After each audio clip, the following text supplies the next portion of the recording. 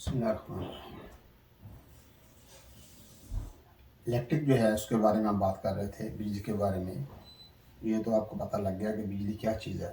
Electrons के मुसलसल बहाव का नाम बिजली है। बिजली की दो अक़साम हैं, एक एसी है, दूसरी डीसी है। एसी से मुराद अल्टरनेटिंग करंट और डीसी से मुराद है डायरेक्ट करंट। अब डायरेक्ट करंट के अंदर इलेक्ट्रॉन जो हैं वो एक ख़ास समत में जाएंगे, इस तरीके से अप एंड डाउन नहीं होगा। जबकि अल्टरनेटिंग करंट है उसमें इलेक्ट्रॉन जो है ना ऊपर नीचे इस तरीके से चलते हैं।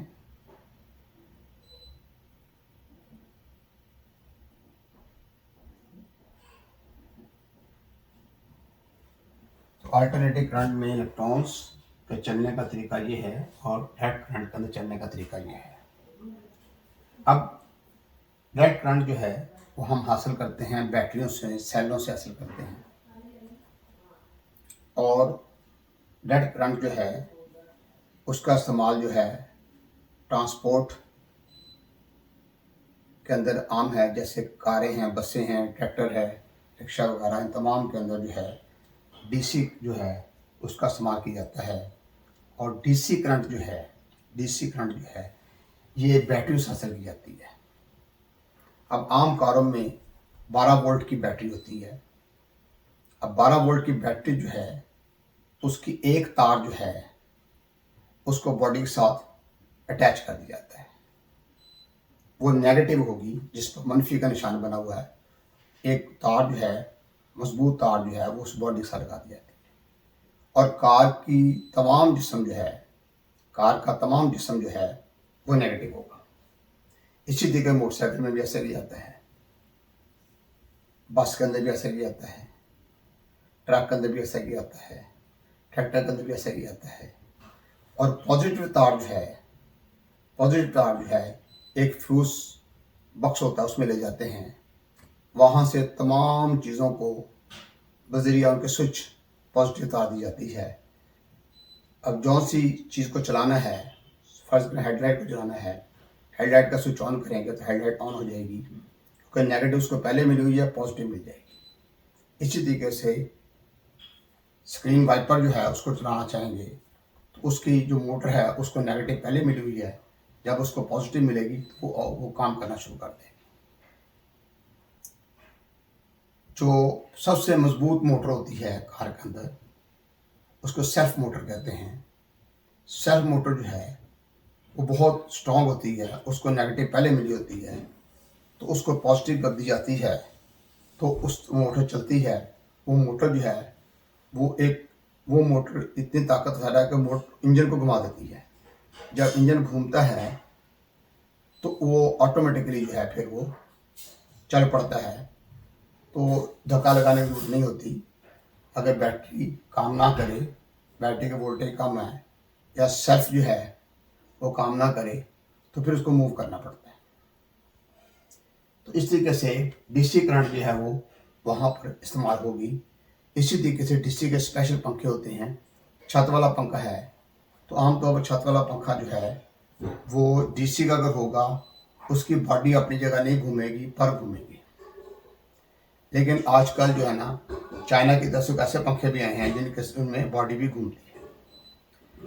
डीसी करंट जो है ये इसका इस्तेमाल इलेक्ट्रॉनिक्स के अंदर भी है, यानी टीवी जो है, रेडियो है, टेप रिकॉर्डर है, लैपटॉप वगैरह है, इनके अंदर या स्प्लिट टाइप एसी है उसके अंदर किट इस्तेमाल होती है, वो भी डीसी की है। अब ये डिपेंड करता है कितने वोल्टेज होनी चाहिए। ज़्यादातर 12 वोल्ट की होती है, किसी में 18 वोल्ट की भी हो सकती है, वो भी डीसी की है, तो डीसी का वहाँ इस्तेमाल होगा। इसी तरीके से स्प्लिट टाइप एसी जो है उसके अंदर छोटी सी मोटर होती है जिसे एयर स्विंग मोटर कहते हैं, जेटविन मोटर भी कह देते हैं। वो एयर स्विंग मोटर जो है वो भी ज़्यादातर जो है ऐसी हैं जो 12 वोल्ट पे ऑपरेट होती हैं, डीसी पे ऑपरेट होती हैं, तो इस तरीके से वो चलती हैं। तो डीसी का इस्तेमाल जो है, ठीक है, वो घरों में नहीं होता बल्कि ख़ास मखसूस जगह पर इसका इस्तेमाल होता है। तो डीसी जो है ये हासिल की जाती है बैटरियों से और सेलों से। और डीसी जो है इसके अंदर ट्रांसफार्मर नहीं होते, इसको स्टेप अप स्टेप डाउन करना जो है वो ट्रांसफार्मर के ज़रिए नहीं किया जाता, किसी और ज़रिए के ज़रिए हम इसके वोल्टेज डिक्रीज कर सकते हैं या बढ़ा सकते हैं। तो इसमें ट्रांसफार्मर नहीं होते। तो इस तरीके से डीसी का इस्तेमाल ज़्यादा है, एसी का इस्तेमाल ज़्यादा है। डीसी के लिए जो साइन दिया जाता है वो ये होगा और एसी का साइन जो है वो ये होता है, इस तरीके से अप एंड डाउन। ये जहाँ पर ये निशान होगा वो समझ लें कि एसी के बारे में है, अगर ये है ये डीसी के बारे में है। तो इसमें जहाँ तक अल्टरनेटिव करंट का तल्लक है, इसका तल्लक फ्रीक्वेंसी के साथ है। तो फ्रीक्वेंसी जो है वो ऐसी बिजली में पाई जाती है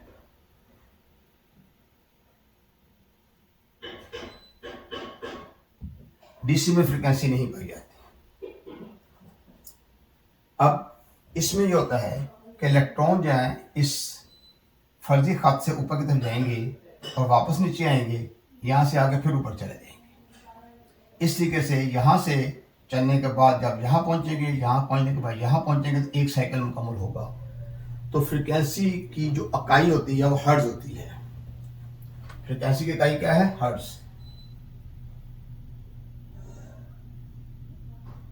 तो हर्ट्ज जो है वो फ्रीक्वेंसी की इकाई है।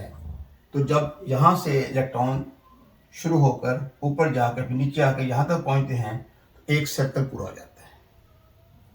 जो एक दायरा है, दायरा जो है वो 360 दर्जे का होगा,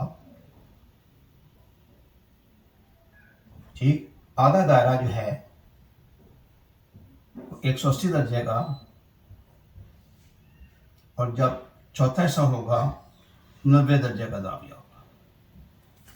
अब यहाँ पर गौर करें, अगर हम इसका निस्ब लेते हैं तो 90 दर्जे ये बन जाते हैं, 90 दर्जे ये बन जाते हैं, 180 दर्जे ये बन जाते हैं। इसी तरीके से 90 दर्जे ये हो जाएंगे, 90 ये हो जाएंगे, 180 दर्जे ये हो जाएंगे। इस तरीके से 180 और 180 360,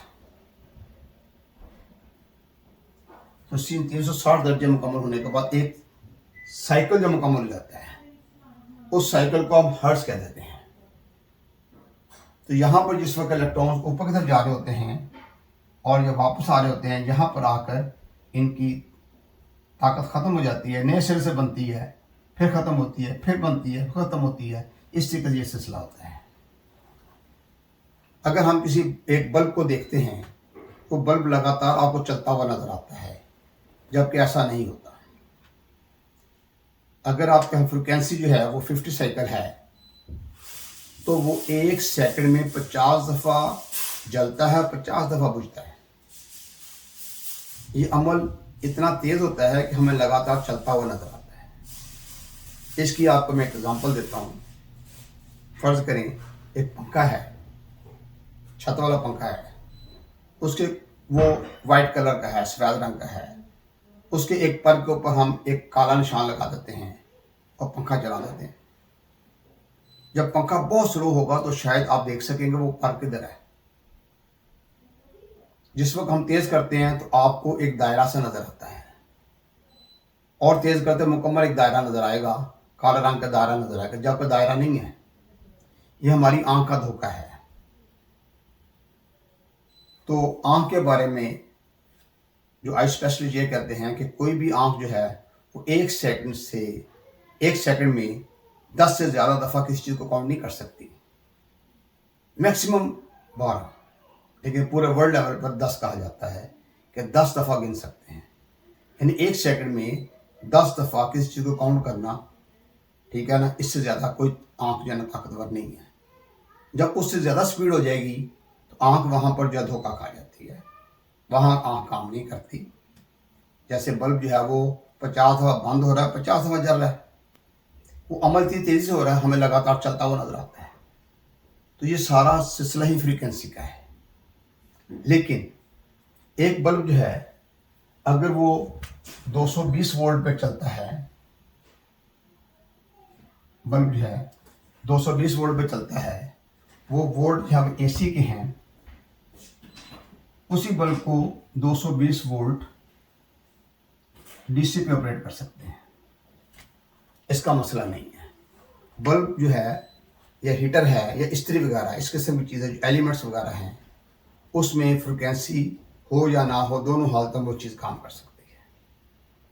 यानी अगर आप एक 12 वोल्ट का बल्ब है तो आप के पास 220 वोल्ट हैं, आप स्टेप डाउन करके ट्रांसफार्मर के उसको 12 वोल्ट दे दें, वो चलेगा। लेकिन जो इलेक्ट्रिक मोटर है, अगर वो डीसी के ऊपर बनाई गई है तो डीसी पे चलेगी, एसी के लिए बनाई तो एसी पे चलेगी। तो जैसे हमारे फ्रिज के अंदर कंप्रेसर हैं, कंप्रेसर के अंदर मोटर होती है, वो एसी के लिए बनाई गई है अल्टरनेटिव करंट के ऊपर। उसको अगर हम फर्ज को 220 वोल्ट पर चलने वाला कंप्रेसर की मोटर है तो 220 वोल्ट एसी के देंगे, डीसी के नहीं देंगे, वो नीचे काम करेगी।